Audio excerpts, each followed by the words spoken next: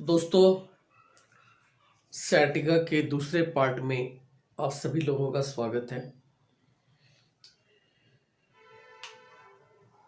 सैटिका pen के अंदर में दर्द होता है और जैसा मैंने पहले आप लोगों को बता रखा है कि दर्द होने के कई कारण हो सकते हैं।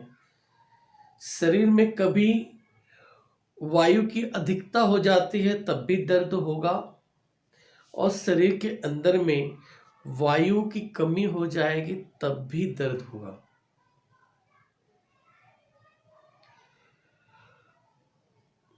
सिर्फ वायु ही नहीं, हर एक चीज की एक लिमिटेशन है। बॉडी में 5 तत्व, जिसकी जितनी क्षमता या जितना रेशो बॉडी में रहना चाहिए उस आधार पे वे रहेंगे तो बॉडी न्यूट्रल रहेगी और अच्छे से वर्क करेगी। लेकिन कोई भी तत्व अपनी रेखा को क्रॉस करता है, चाहे पॉजिटिव साइन में या नेगेटिव साइन में, यानी कि कम भी जो होती है तब भी वो प्रॉब्लम क्रिएट करेगी और अधिक होती है तब भी प्रॉब्लम क्रिएट करेगी। और जब कोई भी तत्व कम होता है तो जो उसका सब्जुगेटर है वो ऑटोमेटिक बढ़ जाता है। या यूं कहें कि कोई तत्व अगर बढ़ता है तो जो जिसको वो कंट्रोल कर रहा होता है, जो उसको सब्जुगेट कर रहा होता है, वो तत्व अपने आप कम हो जाता है। जैसे उदाहरण के लिए मेटल एलिमेंट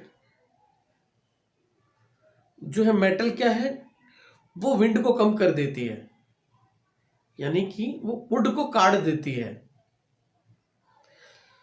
तो जैसे ही मेटल एलिमेंट बढ़ेगा वुड एलिमेंट घट जाएगा। उदाहरण के लिए अगर बॉडी में ड्राइनेस बढ़ेगी तो विंड अपने आप कम हो जाएगा। बॉडी में वाटर बढ़ेगी तो हीट अपने आप कम हो जाएगी। अब जैसे बुखार के अंदर में अग्नि बढ़ जाती है, क्यों बढ़ जाती है? क्योंकि जल तत्व कम हो गया। जल तत्व कम हो जाता है, इस वजह से अग्नि बढ़ जाती है। तो इन चीजों को, लक्षणों को समझते हुए हमें उपचार में लेना होता है। तो यहां पर जैसा मैं बता रहा हूं कि कंडीशंस दोनों ही गड़बड़ वाली बात है। अगर वायु कम हो गई है तब भी दर्द और ज्यादा हो गई है तब भी दर्द। अब उसको कैसे समझे, एक उदाहरण से समझते हैं। मान लीजिए आप बहुत वर्किंग कर रहे हैं, आपने बहुत काम किया, थकावट हो गई और क्या होगा, बदन दर्द करेगा। तो वह दर्द, लेकिन इसे क्या माना जाएगा?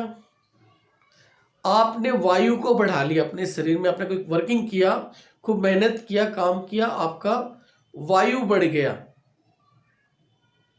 जिसकी वजह से दर्द हो रहा है। अब ऐसे में आपकी वायु को कम कर दिया जाए, दर्द खत्म हो जाएगा।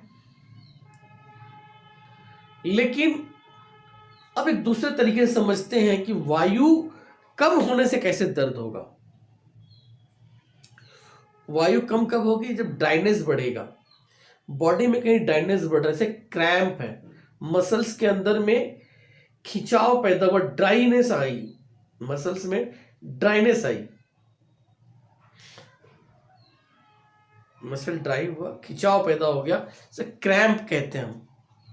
क्रैम्प पड़ा तो क्या होगा? दर्द। अब इसे क्या माना जाएगा कि यहां पर वायु की कमी हो गई तभी वो क्रैम्प हुआ। अगर वायु रहती तो वो ड्राइनेस बढ़ ही नहीं पाता और दर्द नहीं होता। तो जैसा हमने बताया कि आपने मेहनत किया, विंड बढ़ाया बॉडी में, जिसके वजह से बॉडी के अंदर विंड एनर्जी बढ़ गई और बॉडी में दर्द होने लगा। तो ऐसे केस के अंदर में हमें विंड को कम करना चाहिए, बॉडी में ड्राइनेस को बढ़ाना चाहिए, तो न्यूट्रलाइज हो जाएगा, शरीर ठीक हो जाएगी। अब जैसा हमने बताया कि ऑटोमेटिकली अगर क्रैम्प कहीं पड़ता है मसल्स के अंदर में, तो फिर वहाँ पर क्या हुआ कि विंड एनर्जी कम हो गई है, हम वहाँ पर विंड को बढ़ा देंगे, मसल वर्किंग करने लग जाएगी और वो न्यूट्रलाइज हो जाएगा, दर्द समाप्त हो जाएगा। तो इसको समझते हुए भी हमें अपने उपचार में लेना है। तो यहाँ हम लोग आज बात कर रहे हैं सciatica की और जीवी sciatica की। तो उसमें जनरली जैसा मैंने बताया कि हमेशा एनर्जी के शुरुआती लक्षण है तो ऊर्जा बढ़ गई है,